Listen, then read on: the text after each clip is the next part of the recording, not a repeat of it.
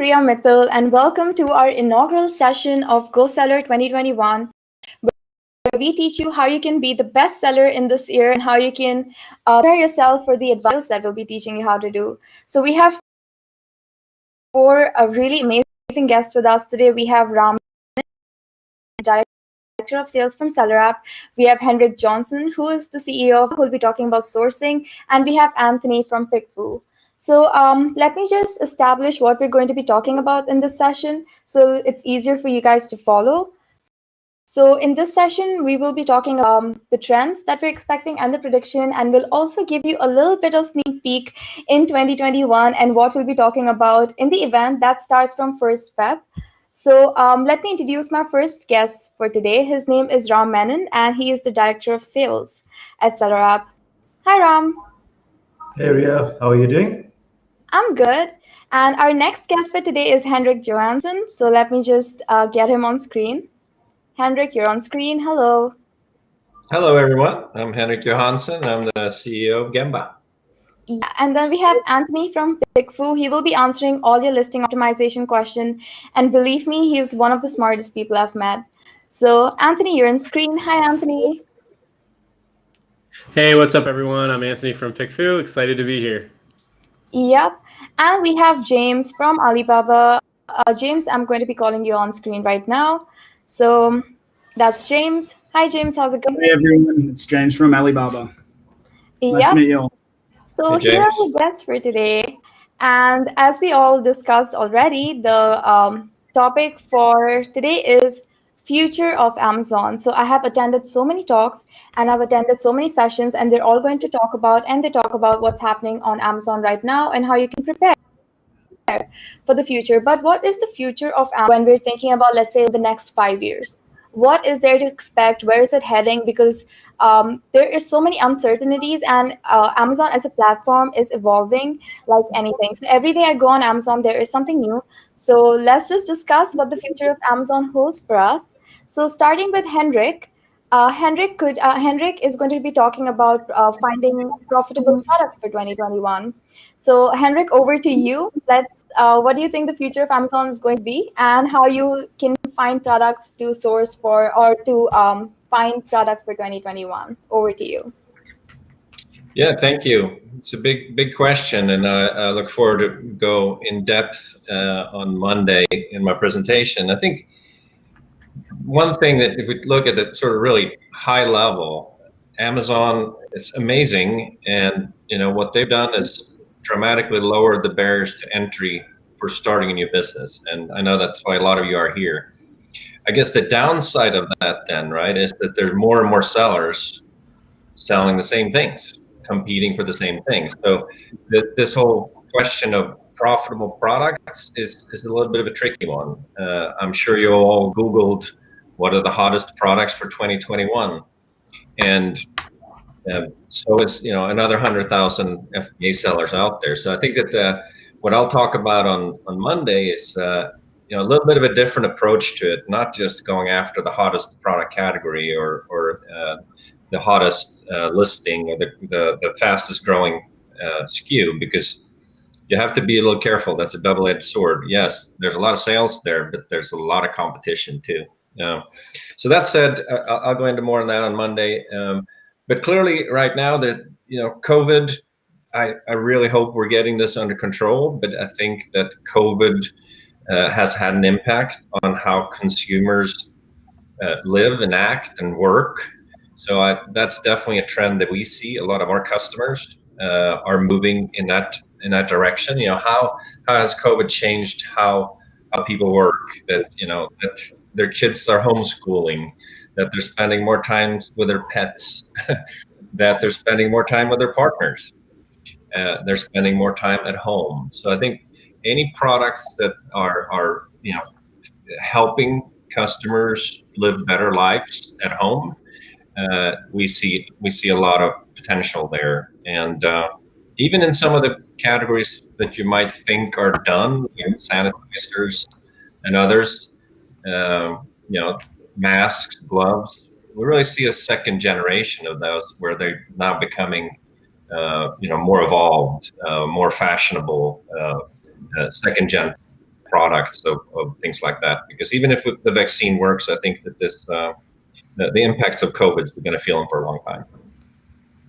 Yeah, and completely agree with that. So I want to talk about the trends that we saw in 2020, and we saw an increase in categories which were not really selling, in traditionally online. So we saw groceries, health, and other home essential items that people would usually go out and buy. So I think looking forward in 2021, that's again a category that we would be seeing more improvement in. Let's say improvement in getting your groceries delivered to you faster and getting your home needs delivered to you faster right at your doorstep. Does anyone related to category growth on Amazon? Ram? As Henry mentioned, there was actually one more interesting category over the last 1 year. It was the home improvement. It was also the fitness equipment, right? So I think a lot of customers in the last 1 year, either they want to do something at home.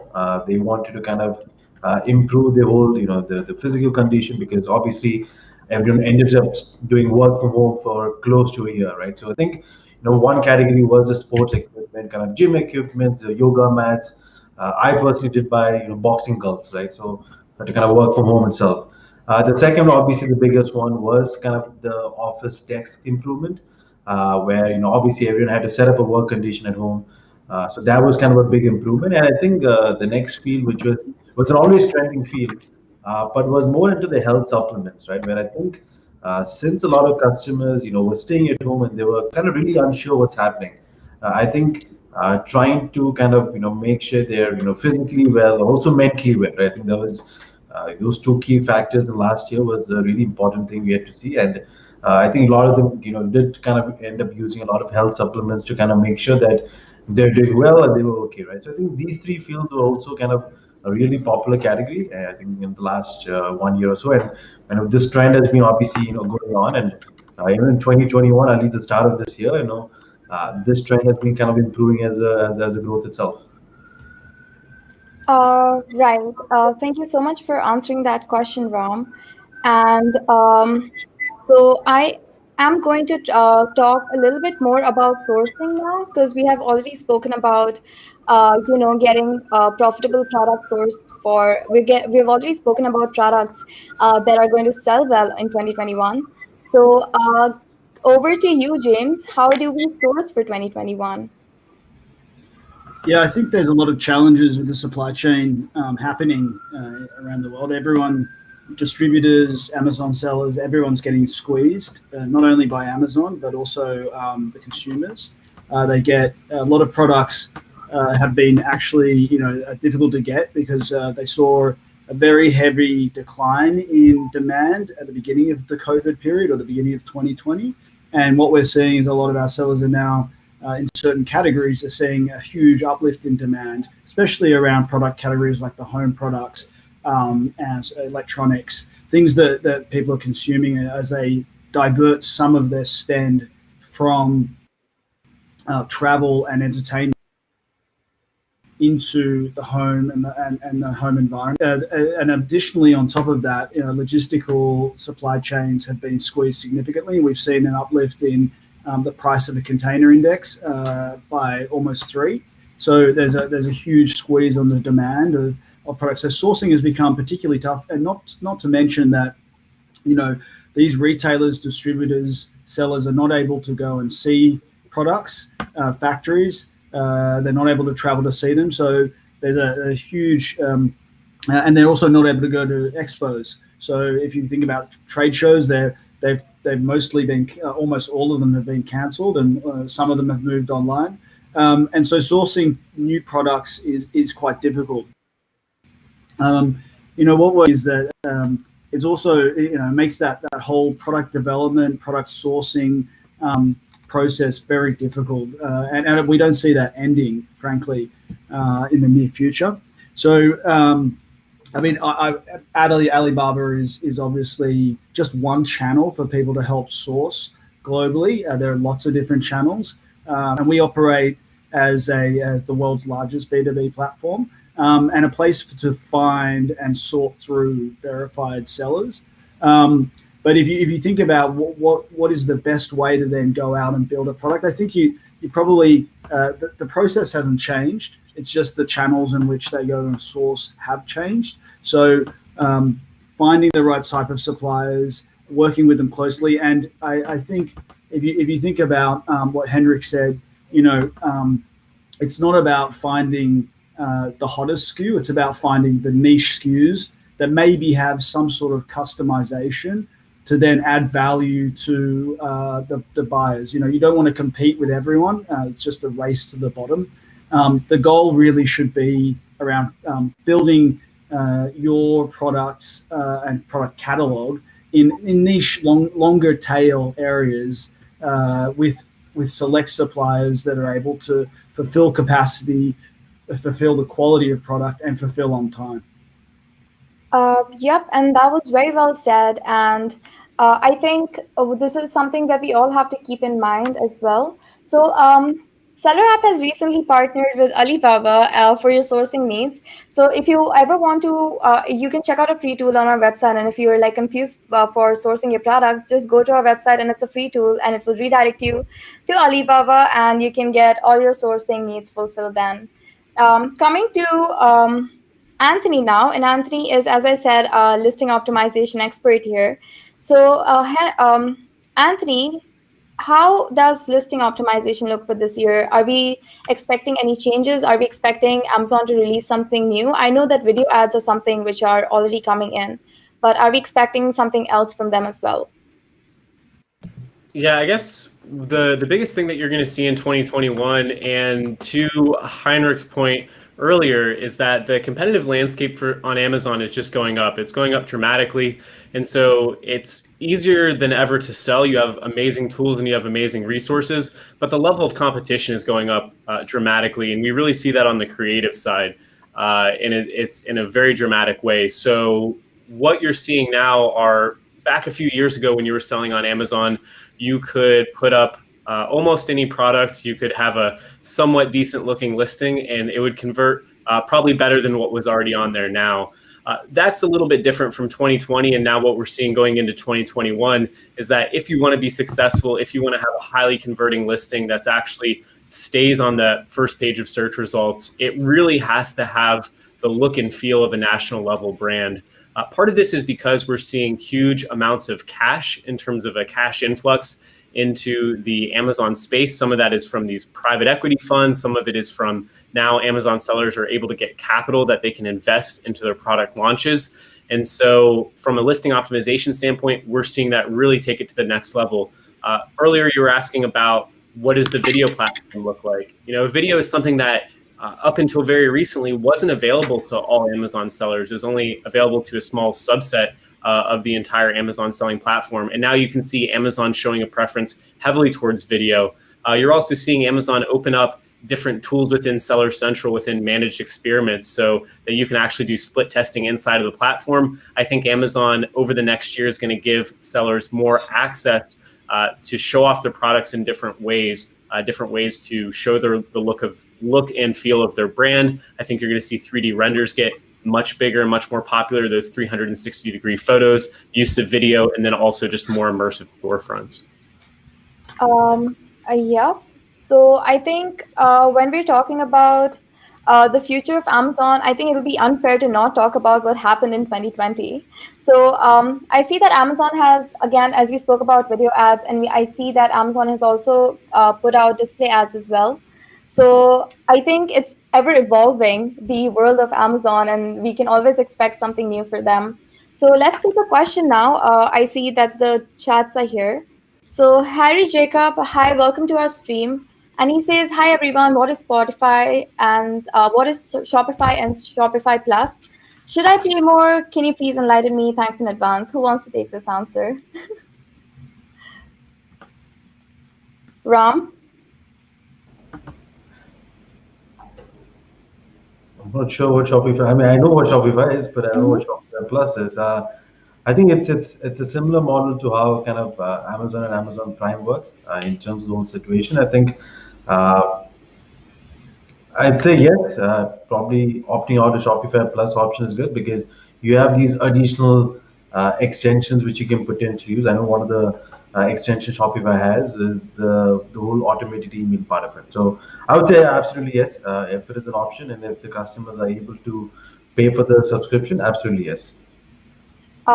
Yes. Okay, that's a good answer. So, does anyone else want to bandwagon on what Ram said and add on to the information? I mean, I'm happy. I'm no expert on Shopify or Shopify Plus. I think it's just if you're in early stage, I'd focus most of your sales on one channel, right? What's so beautiful about Amazon is it has built-in customers. It's the biggest marketplace in the world. And if you launch Shopify, which I absolutely think any business should do, or launch their own store at some point in time, you're going to be solely responsible for driving traffic to that store, right? Nobody knows about it unless you market it. So I think, to me and much of our customers, it's sort of a stage of business decision. When you start on Amazon, just prove out that you can build a business where you have a lot of those things already built for you. And then as the business grows, you launch Shopify, Shopify Plus, you start selling on Instagram and Facebook and all that. Yeah, I think it's good to do both. I mean, if you have the budget, Shopify Plus is a different story. I think, if you have it's for large organizations and handles a large amount of transactions, and the cost to be part of that is also much higher. I mean, most people starting out won't need that, and most Amazon sellers won't either. But I have a lot of customers who do both, and the value in Shopify is that it doesn't have a take rate, so the commission you pay for those sales that are created are much less. So I think it's good to diversify. You don't want to have all your eggs if you don't want to have all your eggs in one basket with Amazon, which can make sense with some of the things that are happening around Amazon in the media and some of their strategies. I mean, they're the biggest third-party seller in the world, and huge. Definitely in the US with 70% of the 3P market. Amazon though has some challenges internally and conflicts of interest, I think. So if you want to build an external channel, I mean, Shopify is one of the best solutions, and they also have a lot of integrations with Facebook and Google where you can actually purchase those marketing tools directly through their platform on the back end, which is really cool. Yeah, and if you're looking to expand as a business and if you're already selling on Amazon, I think considering more channels is definitely a good idea for you. So yeah, if you think it's worth, and if you have the money to spend on Spotify, why do I keep saying Spotify? Music is playing on my mind. So if you have Shopify Plus, go ahead and take the subscription. So Anthony, the next question is for you. And it says that, do you think the average CPC cost on Amazon is going to rise in 2021? What do you think? I think it's probably going to go up. Yeah, if you look historically at what's happening with advertising costs, it's a function of supply and demand. So as there's more sellers coming onto the platform, which it doesn't seem like this trend is going to go anywhere but up. As more sellers come onto the platform, then the cost per click, the bid prices, it's all going to go up. As well, too, we're just going to look at, as time goes on, more expensive advertisement types. And so obviously video ads are going to be more than the ads that came before that in terms of just normal display ads. As well, too, I think a few years ago on Amazon, there was a lot of people that were selling and they weren't necessarily using PPC as a primary key of their strategy. I think most sellers have realized now that it's not really realistic to run a business without investing heavily in PPC. It's just going to be a core component of your expenses. I think a lot of people realize that now. With that being said, though, I think there is going to be more attention paid to really narrowing down to specific keywords and different ad types that are going to give the biggest ROI. I think now we're starting to see a lot more agencies come in and a lot more people become well educated about how to run profitable PPC campaigns and not have excess waste. And so what I would encourage everyone to do is always look at what are your advertising costs and actually where are you spending that money, and is it leading down the road to something that's a profitable return on investment for what you're spending on ads. So really being smart about analyzing it and not just putting it into a tool that's going to, do it all for you. The tools are definitely helpful, but you really have to have a human touch to go in as well and audit your expenses from a cost per click standpoint. Yep. And Anthony, I have another question for you right now. So there are a lot of brands on Amazon who go over the board with their brand stories, and we were just having a discussion. I was just having this discussion with one of my managers at SellerApp. So when you're creating your A+ content, I understand that having a story aspect of it, putting your brand story in your A+ content will help you get more sales. But when is it going over the board? So what should you include in your A+ content, and what should you not include in your A+ content? I guess what I would say there is you got to think of when people are, I think a lot of sellers have a misconception that when someone's shopping on Amazon, that they're a captive audience, that they're just sitting there with nothing else to do. And they're like fully invested on looking at your product listing and knowing everything about your product and your brand. And that's just not the reality. When people are shopping in e-commerce, they're most likely somewhat distracted, right? The kids are running around in the background, the phone's going off, the dog's barking. It's been a crazy year with COVID. And so you really have to think when you're selling any product from a conversion rate standpoint, like what can you do to send the most relevant information to a customer in the smallest amount of time that's going to convince them, yes, this is the product that I want. Let me go and add this to my cart, and rather than bouncing from the page and not converting as a customer. And so you got to think if the A+ content, sometimes it can be very valuable to put your brand story in there. But if you're doing so, you should do it in a succinct and straightforward way that's going to quickly make a connection with the customer. I would say it's going over the top when you're going excessively on and on and on and at the expense of other key elements and key features of your product.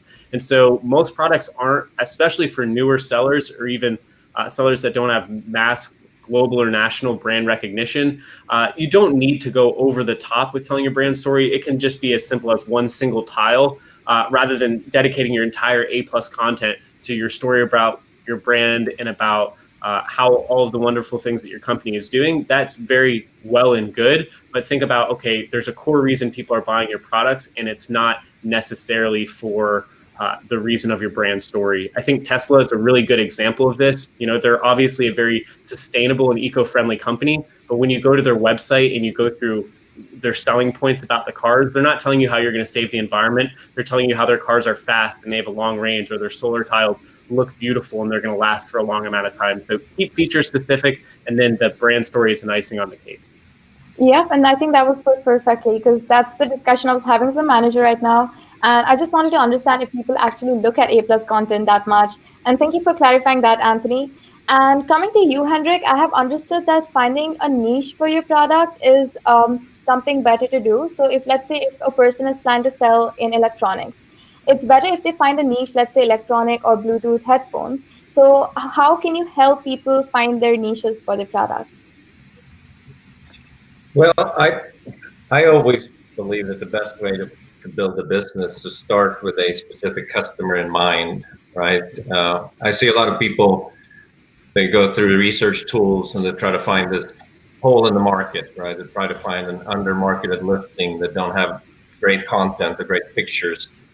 And certainly there's nothing wrong with doing that. And research tools are great, but I think that the companies that are really successful are the ones that think like a brand, right? They think about a specific customer that they are creating products for, because when you do that, I think then you have more of a purpose and you know who you're speaking to. So let's say that you want to get into yoga products, then don't create one yoga product and then another kitchenware product. I'd say stick to one niche. Ideally find something that you are passionate about, or at least that you know people that are passionate about, so you can have real interaction with real people, right? So even if we're selling online, we are selling to real people. So I always recommend customers to find a niche, find something that either you know something about, or that you're passionate about, or that you know people that you can get feedback from, and then create a series of products over time around that niche. So then you can apply all the other product trends like Bluetooth and connectivity and sustainability to that to that customer segment. I think it's better to start with a customer in mind and then apply the trends than starting chasing trends to find a product that you think people are going to like. Yeah, and to add on to that, I think a really good way to do that is to go on if you're planning to, let's say, sell a Bluetooth headphone. So you go to the products listings, go to the comments and see what people are complaining about. And then you take those complaints and address the complaints and make your product in such a way that addresses those complaints. I think that works wonderful when you are looking for products in a specific niche. So I have a question about sourcing now, and I think, James, that will be redirected to you. So when someone is sourcing, could you tell me 3 things that can help maintain their buyer-supplier relationship? Yeah. So the first thing is obviously is to look at do your research on the supplier. I mean, if you're looking at maintaining a relationship, what we normally see suppliers like is a lot of information on your company. So yes, you are the customer, but they also need to buy you as a customer. So if you think about factories globally, they're looking at they have limited capacity and they're looking at choosing, especially the good factories. So they're looking at choosing the best customers.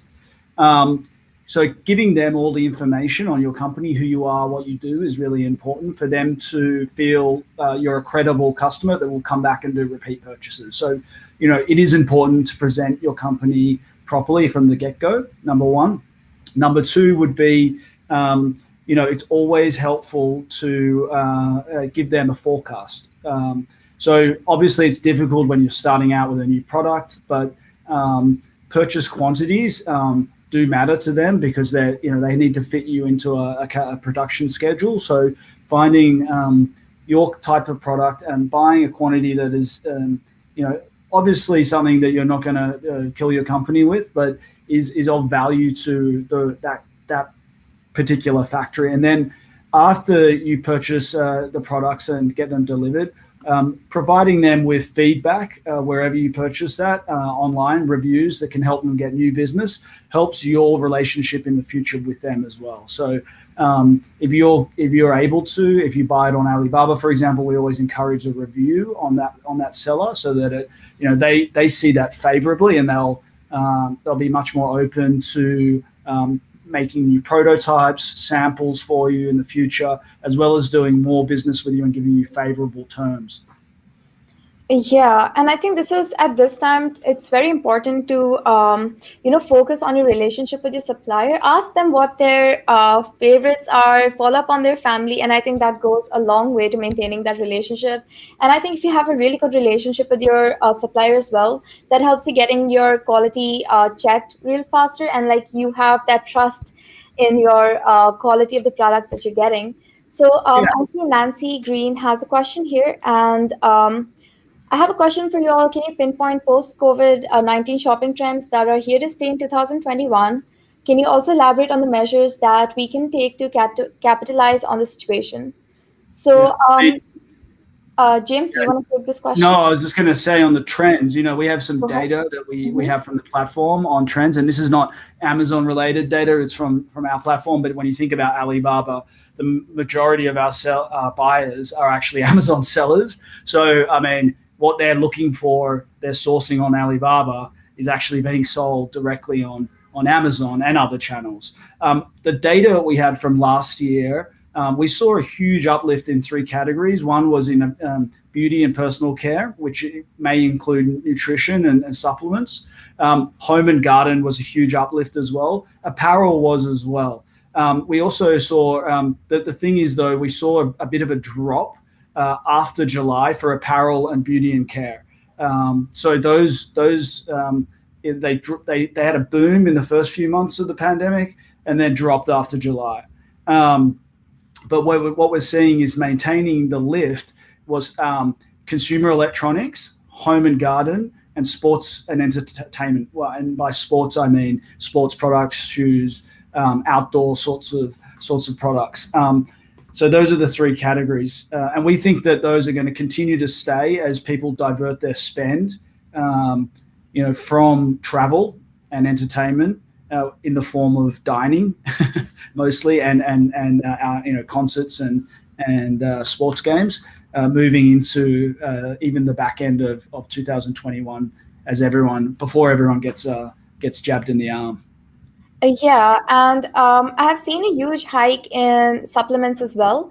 But I think you have to be very careful dealing with supplements now, because I remember reading somewhere that says that Amazon US is asking certificates for your supplements now. So they need to be certified and they need to be board examined before you get them in the Amazon warehouses. So just a caution there. And our next question is, and the last question for the session, because as I said, this is just an inaugural session. If you like the session, there's more coming in from, let's say, 1st to 3rd Feb. So hi, SellerApp, great session. Thank you, Anthony. I'm eager to know how Amazon's advertising and reporting tools will change in 2021. Anthony, I'm going to take this question to you if you're comfortable answering that. I mean, I actually really don't know how to answer it. Like how they're gonna change the reporting in 2021. If there's one thing with Amazon is that they're gonna make changes on a regular basis and just expect it. I don't know if I have any specific ideas about how they're gonna change the reporting tools. I just think that in terms of like maybe not specifically related to advertising, but in terms of giving more access to data for sellers, I think they're starting to see that if they actually show sellers more data, that sellers are getting to the level now where they're going to use that data in an intelligent way to better serve the customer at the end of the day. But I don't know if I have anything more to add there. All right, so Amazon has come up with new reports that you can see in your Seller Central account. So do check that out and let me know what you think about that.